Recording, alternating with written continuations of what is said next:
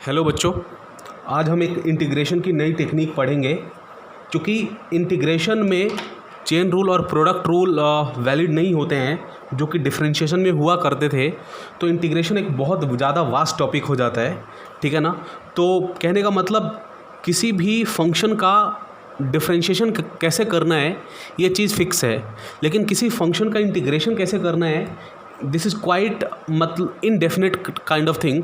तो कहने का मतलब इंटीग्रेशन को सॉल्व करने के अलग अलग टेक्निक बनाए गए हैं। उनमें से एक टेक्निक होता है integration by substitution. Integration by substitution, substitute करके हम इंटीग्रेशन करना सीखेंगे। अच्छा, इंटीग्रेशन के बहुत सारे मेथड होते हैं, by substitution, by ILATE method, by partial fraction method, बहुत सारे मेथड होते हैं।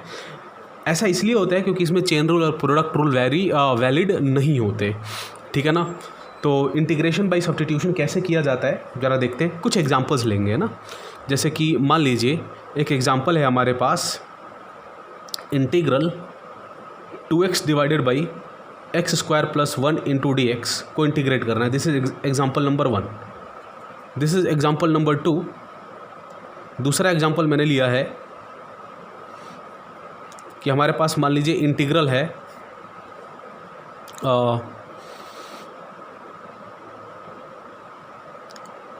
Integral 2x plus 3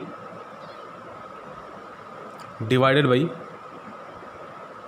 x square plus 3x plus 1 into d x. ठीक है। अब इन दोनों का इंटीग्रेशन करना है। तो अब इन दोनों फंक्शन का अगर आपको इंटीग्रेशन करना है तो आप बिल्कुल ऐसा नहीं कर सकते जैसे डिफरेंशिएशन में किया करते थे। नीचे वाले को ऊपर ले जाओ, ऊपर वाले को इंटीग्रेट करो, माइनस करो, फिर जिसको इंटीग्रेट किया था उसको बाहर ले आओ, फिर जिसको नहीं किया था उसको इंटीग्रेट कर। मतलब इन शॉर्ट कहने का क्या मतलब है कि जो चेन रूल है और जो प्रोडक्ट रूल है वो इंटीग्रेशन में वैलिड नहीं होते। तो what does integration by substitution says, जैसे कि हम एग्जांपल नंबर 1 उठा रहे, इंटीग्रेशन बाय सब्स्टिट्यूशन ये बोलता है कि जो कुछ भी चीज़ दिया गया है ना उसमें से ज़रा सोचिए क्या किसी को डिफरेंशिएट करने पर कुछ चीज़ मिल रही है ना। क्या 2x को डिफरेंशिएट करने पर एक्स स्क्वायर प्लस 1 मिलेगा? कोई चांस ही नहीं है। क्या एक्स स्क्वायर प्लस 1 को डिफरेंशिएट करने पर 2x मिलेगा? मिल सकता है ना। ज़रा देखिए, तो हम क्या करते हैं, put X square plus 1 equals T and now differentiate both sides with respect to X. दोनों साइड एक्स के रिस्पेक्ट में आप डिफरेंशिएट करिए तो आपको क्या मिलेगा। एक्स स्क्वायर का डिफरेंशिएशन आपको पता है क्या होता है, 2x। 1 कांस्टेंट क्वांटिटी का डिफरेंशिएशन आपको पता है क्या होता है, 0। और इसका डिफरेंशिएशन हो जाएगा dt बाई डी एक्स। इसका मतलब 2x dx को आप सिंपली क्या लिख सकते हैं, dt। इसका मतलब जो यहाँ पर अपर हैंड पार्ट लिखा हुआ है या जो न्यूमरेटर में चीज़ लिखी हुई है उसको t के टर्म्स में हम dt लिख सकते हैं, और जो डिनोमिनेटर में क्वांटिटी लिखी हुई है उसको हम t लिख सकते हैं। ठीक है। तो आपको पता है इसको आप इंटीग्रेट नहीं कर पाएंगे, लेकिन dt बाई dt को तो इंटीग्रेट कर पाएंगे ना।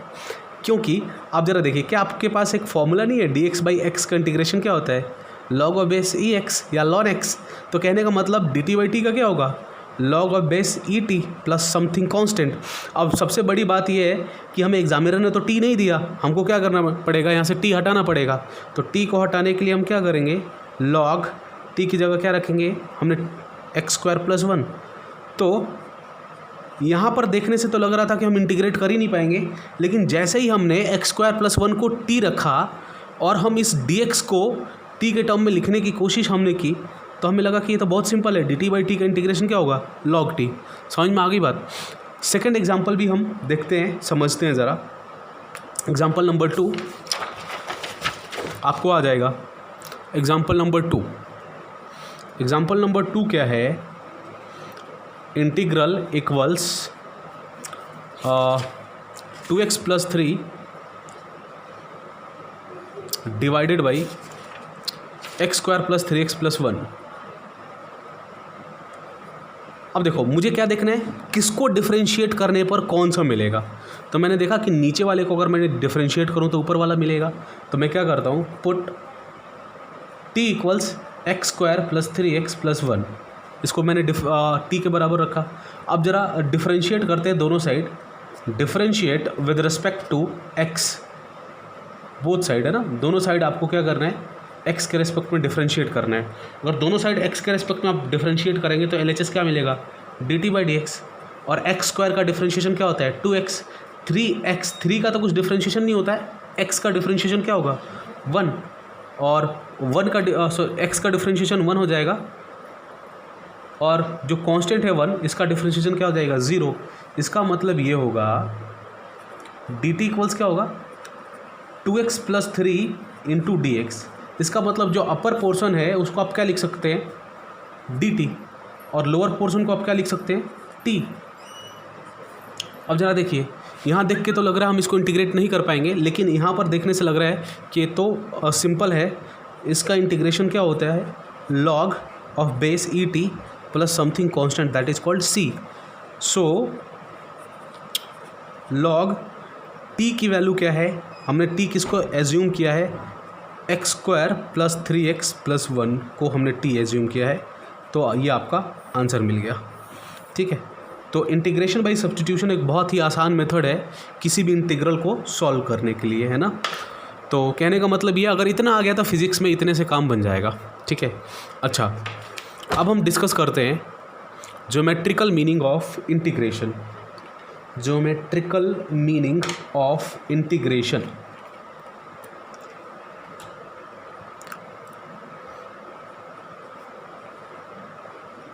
Geometrical meaning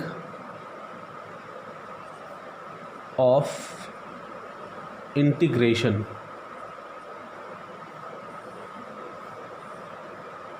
geometrical meaning of integration, okay. अच्छा अब ज़रा सोचिए, मैं आपसे पूछता हूँ, आज तक आप लोगों ने याद किया होगा 10th क्लास तक, ट्राइंगल का एरिया होता है हाफ बेस इंटू हाइट, लेकिन ये नहीं पता है ना हाफ बेस इंटू हाइट क्यों होता है। सर्कल का एरिया होता है πr², ये भी नहीं पता होगा कि सर्कल का एरिया πr² क्यों होता है। तो सर्कल का एरिया πr² क्यों होता है, ट्राइंगल का area half base into height क्यों होता है, इस बात का जवाब कौन देगा, इंटीग्रेशन। समझ में आ गई बात। अब कैसे देगा उसको ज़रा समझते हैं। ठीक है, अच्छा इंटीग्रेशन का सिंपली मतलब क्या होता है, टू ऐड एल्जेब्रिकली, है ना। टू ऐड, किसी भी चीज़ को ऐड करना मतलब क्या करना, इंटीग्रेट करना, है ना। और कैसे ऐड करना, एल्जेब्रिकली। ठीक है, अब ज़रा देखिए, जैसे कि मान लीजिए ये x एक्सिस है, ये y एक्सिस है, और हमारे पास कोई एक ग्राफ है ऐसे, और ये ग्राफ x1 से लेके x2 तक जा रहा है। ठीक है, तो कहने का मतलब क्या है, अब ज़रा सोचिएगा। मैं क्या करता हूँ, इस ग्राफ में एक बहुत छोटा सा स्ट्रिप लेता हूँ। जैसे कि मान लीजिए हमने यहाँ पर एक बहुत छोटा सा स्ट्रिप लिया, ये जो छोटा सा स्ट्रिप है ये ऑलमोस्ट किस तरह का स्ट्रिप होगा, रेक्टेंगुलर स्ट्रिप होगा, है ना। मान लेते हैं इस स्ट्रिप की जो थिकनेस है, मैंने आपको बताया था इस स्ट्रिप की थिकनेस है dx, और इसके क्रॉसपॉन्डिंगली मान लेते हैं y कोऑर्डिनेट क्या है, y। ठीक है, अगर आप बहुत ध्यान से देखेंगे तो हमने एक ग्राफ लिया है, और ग्राफ में एक बहुत छोटा सा स्ट्रिप लिया है, और उस स्ट्रिप की थिकनेस क्या है बेटा, dx, और उसके क्रॉसपॉन्डिंग y कोऑर्डिनेट क्या है, y। अगर मैं मल्टीप्लाई करूं, ज़रा सोचिएगा ध्यान से, y इंटू dx क्या मिलेगा, y इंटू dx मिलेगा एरिया, क्योंकि y क्या है, y is the length of this rectangular strip and dx is the small breadth of the rectangular strip, तो मिलेगा एरिया ऑफ रेक्टेंगुलर स्ट्रिप। ठीक है, अब ज़रा सोचिए, ये जो रेक्टेंगुलर स्ट्रिप है ये बहुत ज़्यादा बड़ी तो नहीं है ना, बहुत छोटा सा स्ट्रिप है, तो एरिया भी क्या होगा, बहुत कम। इसलिए मैंने क्या लिखा है, डी ए। आपको मैंने डेल्टा और डी का कॉन्सेप्ट बताया, ठीक है ना। तो एरिया बहुत बड़ा नहीं है, इसलिए इसको हमने क्या लिखा है, डी ए। इसका मतलब इस रेक्टेंगुलर स्ट्रिप का एरिया क्या होगा, लेंथ इंटू ब्रेथ। ठीक है, अब हम करते क्या है, now integrating both side, now integrating both side, अब दोनों साइड हम इसको क्या करते हैं, इंटीग्रेट करते हैं ना। अगर दोनों साइड आप इंटीग्रेट करेंगे इसको तो आपको मिलेगा integral d a y d x, है ना। अब इंटीग्रल डी ए का क्या मतलब होता है, ऐड करना। What is the meaning of integral d A, add करना। अब किसको ऐड करना, एरिया को ऐड करना। अच्छा एरिया को, अब जैसे कि ये तो सिंगल एरिया ना, इसको आप क्या ऐड करोगे, ठीक है ना। ऐड करने के लिए कम से कम आपके पास 2 क्वांटिटीज़ होनी चाहिए ना। तो कितने एरिया को ऐड करना, उस बात का जवाब कौन देता है, लिमिट। अब y इंटू डी एक्स, हालांकि इसका एरिया है। अब मैंने x1 से x2 क्या लिया है वो अभी आपको समझ में आएगा। ज़रा सोचिए कि क्या आप x1 से x2 तक आप infinite number of rectangular strip बना सकते हैं। x1 से x2 तक आप infinite number of rectangular strip बना सकते हैं ना। तो कहने का मतलब ये होगा, इंटीग्रल का मतलब ये है, ये किसको ऐड करेगा, एरिया को। किसके एरिया को, रेक्टेंगल के एरिया को। और वो रेक्टेंगल किन किन पॉइंट्स के बीच में लाई होना चाहिए, x1 से लेके x2 तक। मान लीजिए डी ए का इंटीग्रल क्या हुआ, a। अगर डी ए का इंटीग्रल a हुआ तो कहने का मतलब y इंटू डी एक्स का integration from x1 to x2 क्या आएगा, x1 से x2 तक जितने भी रेक्टेंगल आपके एग्जिस्ट कर रहे हैं उन सब के एरिया को क्या करेगा, ऐड। जैसे ये वाला रेक्टेंगल एग्जिस्ट कर रहा है, इसके एरिया को ऐड। ये वाला रेक्टेंगल एग्जिस्ट कर रहा है, इसके एरिया को ऐड करो। सिंपली ये वाला रेक्टेंगल एग्जिस्ट कर रहा है, इसके एरिया को ऐड करो। ये वाला रेक्टेंगल एग्जिस्ट कर रहा है, इसके एरिया को ऐड करो। मतलब x1 से लेके x2 तक जितने भी रेक्टेंगल आपके एग्जिस्ट कर रहे हैं तो सबके एरिया को अगर आप ऐड करोगे तो क्या मिलेगा, आपको मिलने वाला है बेसिकली एरिया अंडर कर्व।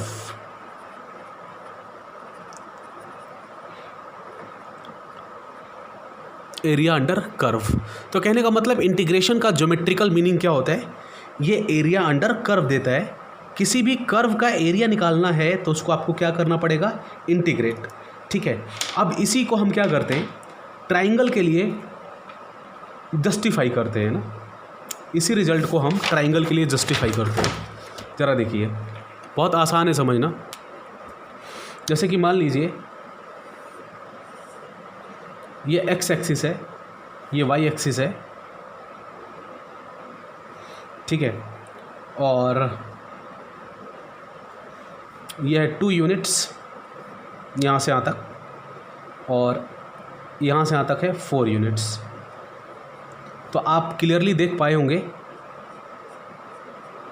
ये क्या बना, एक ट्रायंगल बना। अब आप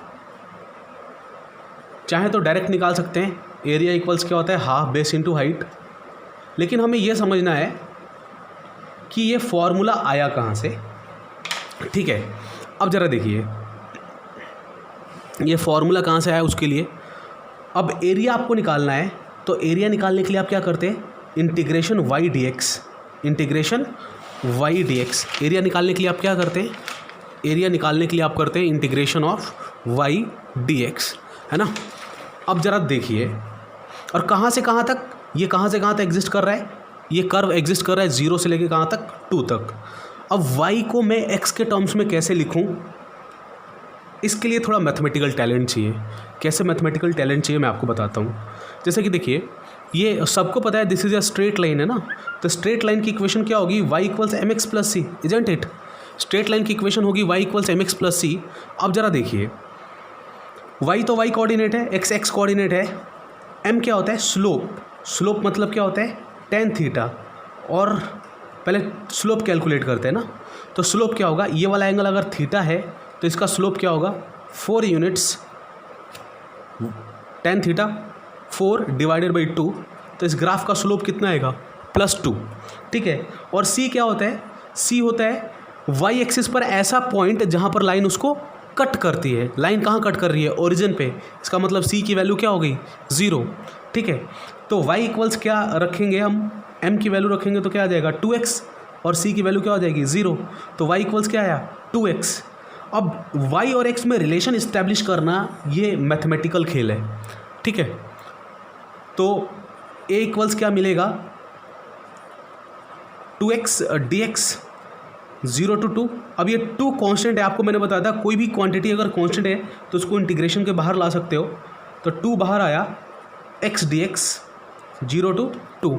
अब ज़रा देखिए x dx का इंटीग्रेशन क्या आता है, x dx का इंटीग्रेशन आता है x स्क्वायर बाई 2, है ना। आपको बताया था ना x n+1 divided by n+1 x square by 2, और लिमिट कहाँ से कहाँ थे, 0 से 2। तो 2 से तो 2 कट गया। अब एरिया क्या आया, एक्स स्क्वायर फ्रॉम 0 to 2। मैंने आपको लिमिट रखना बताया था, लिमिट कैसे रखते हैं, एक बार x की जगह अपर लिमिट माइनस x की जगह लोअर लिमिट। तो आंसर कितना है 4। ऑफ कोर्स आना भी कितना चाहिए 4। समझ में आ गई बात। तो कहने का मतलब किसी भी कर्व का आप एरिया निकाल सकते हो। फिर जैसे कि आपने 10th क्लास तक तो ट्राइंगल का पढ़ा होगा, रेक्टेंगल का पढ़ा होगा, ठीक है, और चाहे आपने यू कैन से स्क्वायर का पढ़ा होगा। यहाँ पर आप किसी भी क्वांटिटी का आप क्या कर सकते हैं, एरिया निकाल सकते हैं। समझ में आ गई बात। अब एक एग्जांपल आपको मैं क्या करता हूँ, ट्राइंगल वाला फॉर्मूला डिराइव करके बता देता हूँ। फॉर एग्जांपल जैसे कि मान लेते हैं हम अपने बेसिक लैंग्वेज में क्या बोलते हैं कि ये मान लीजिए कर्व, ये एक ट्राइंगल का हाइपोटेनियस है और ये है उसका बेस, और बेस है b, और इसकी जो हाइट है वो है h। याद रखिए जो हाइट है दैट इज़ y कोऑर्डिनेट, ठीक है। ये वाला एंगल है थीटा। मुझे क्या करना है, मुझे सिंपली करना ये है कि इस ट्राइंगल का फॉर्मूला प्रूव करना है कि हाफ बेस इंटू हाइट होता है, ठीक है ना। अब ज़रा देखिए एरिया का कॉन्सेप्ट आता कहाँ से, इंटीग्रेशन से। तो एरिया क्या होगा, इंटीग्रल ऑफ y dx, ठीक है।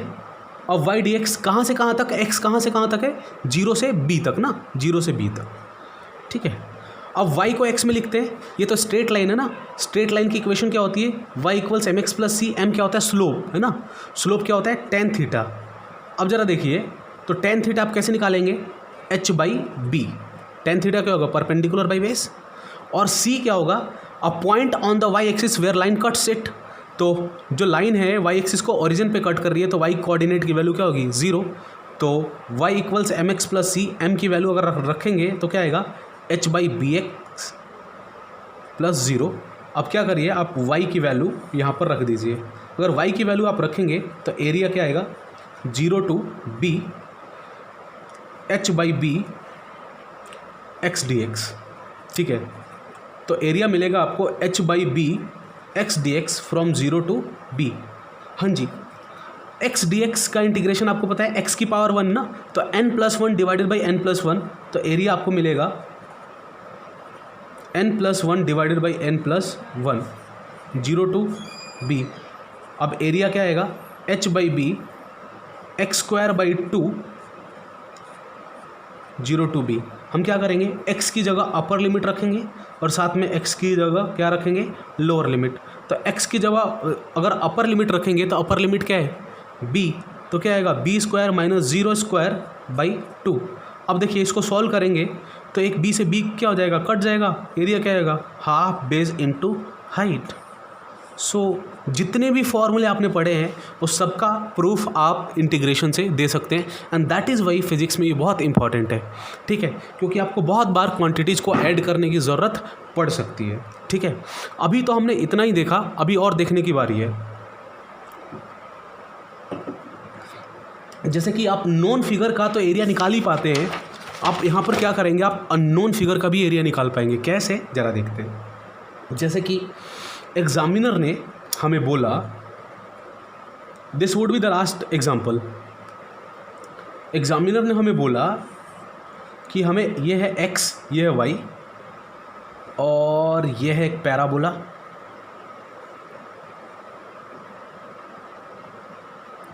और इस पैराबोला का नाम है y = x²।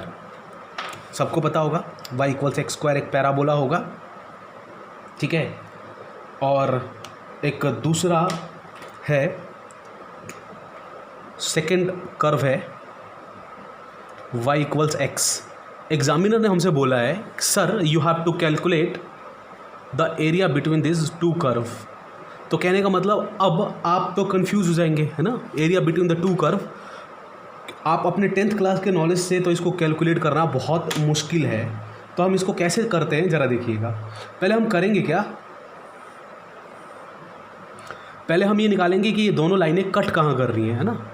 ज़रा देखिए, दोनों लाइनें जहाँ भी कट करेंगी, बहुत सिंपल बात है ना, दोनों लाइनें जहाँ भी कट करेंगी वहाँ पर x coordinate as well as y coordinate दोनों क्या होगा, सेम होगा। इसका मतलब वाई अगर बराबर होगा तो पहले आप ये निकालो कि कट कहाँ कर रही है ना, तो जहाँ पर कट करनी है तो दोनों का वाई बराबर होगा, तो एक्स स्क्वायर इक्वल्स क्या आएगा, एक्स, तो x into x minus one equals क्या आएगा, 0। तो एक आएगा एक्स इक्वल्स 0 और दूसरा क्या आएगा, एक्स इक्वल्स 1। दो रूट आए, आने भी चाहिए, एक बार 0 पे ओरिजिन पे कट करने, एक बार कहाँ पर कट कर रहे हैं, एक्स इक्वल्स 1 पे, ठीक है। तो हम करेंगे क्या, अब हमें ये पता चल गया कि ये दोनों जो कर्व है एक तो 0 पे कट कर रहे हैं, एक एक्स इक्वल्स 1 पे कट कर रहे हैं।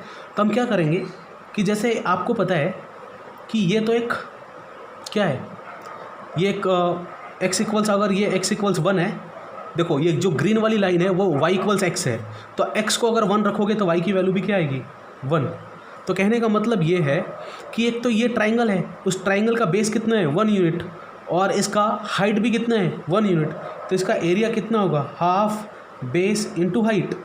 इसका मतलब इस पोर्शन का तो एरिया आपको पता चल गया। और आप इसको कैसे कैलकुलेट कर सकते हैं, आप इसको बेटा आप इसको इंटीग्रेशन से भी तो कैलकुलेट कर सकते हैं ना। अच्छा, अब दूसरा क्या करना है, दूसरा क्या है, पैराबोला। तो पैराबोला लाइन के नीचे है ना, तो कहने का मतलब ये है। अब हम क्या करते हैं, x इक्वल्स 1 तक इसका निकालते हैं। कहने का मतलब क्या, कहने का मतलब ये कि अगर इस पूरे एरिया में से, जैसे कि ये एरिया है ओ ए बी ए वाले एरिया में से अगर मैं ओ ए ये वाला एरिया अगर घटा दूँ नीचे वाला, तो मुझे ये वाला एरिया मिल जाएगा। तो कहने का मतलब अगर मुझे ये वाला एरिया निकालना है तो मुझे ये वाला एरिया कितना है, ये आना चाहिए। और देखो इसको तो हालांकि मैंने डायरेक्ट ट्राइंगल से मैनिपुलेट कर लिया क्योंकि आता था।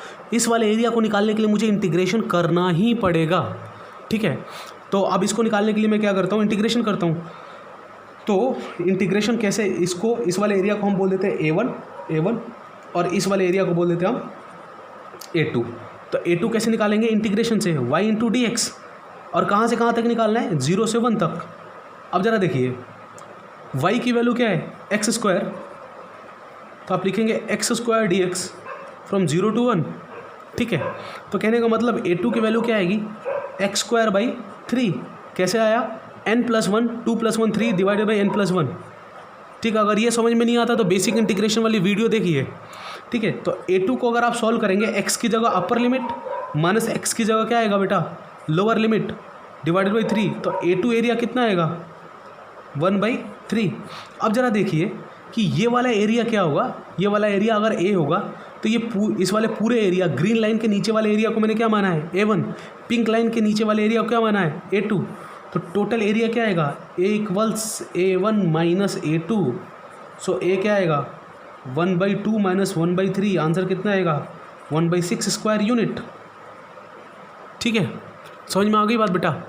अच्छा, इसको अगर आपको फटाफट करना है इस क्वेश्चन को तो डायरेक्ट भी किया जा सकता है। कैसे डायरेक्ट किया जा सकता है ज़रा समझिए।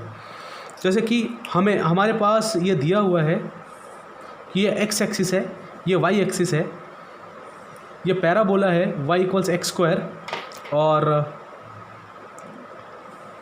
ये y इक्वल्स एक्स एक स्ट्रेट लाइन है। तो कहने का मतलब मैंने क्या किया, ये कोऑर्डिनेट सबसे पहले निकाला, तो मैंने इस ग्रीन लाइन वाले एरिया में से मैंने क्या किया, इस पिंक वाले एरिया को मैंने घटाया। अब ज़रा सोचिएगा, तो जो रिक्वायर्ड एरिया A है ना, ये पूरा एरिया में ग्रीन वाला एरिया है A1, और इसको भूल जाते हैं 1 मिनट के लिए। और पिंक वाला एरिया पिंक वाली लाइन के नीचे क्या है, A2, और जो ये वाला एरिया है उसको बोल देते हैं A, है ना। तो जो एरिया A है वो क्या होगा, एरिया A होगा A1 minus A2, isn't it. इसका मतलब अगर मुझे जो ये वाला एरिया निकालना है जो वॉलेट से शेड किया हुआ है, तो ग्रीन लाइन के नीचे वाला एरिया निकालो और क्या करो, पिंक लाइन के नीचे वाला एरिया निकालो। समझ में आ गई बात। तो मैं उसको इसके लिए डायरेक्ट क्या कर सकता हूँ, उसके लिए डायरेक्ट करने का एक मेथड है कि A इक्वल्स, अगर A1 जो एरिया है वो क्या होगा, एक्स डी एक्स कैसे पता चला? क्योंकि एरिया को कैसे निकाला जाता है, वाई इंटू डी एक्स। तो ग्रीन लाइन के नीचे वाला एरिया क्या है, ग्रीन लाइन के नीचे वाली ग्रीन लाइन के लिए वाई की वैल्यू क्या है, एक्स, तो क्या आएगा एक्स डी एक्स। कहाँ से कहाँ तक, 0 से 1 तक। और A2 क्या है,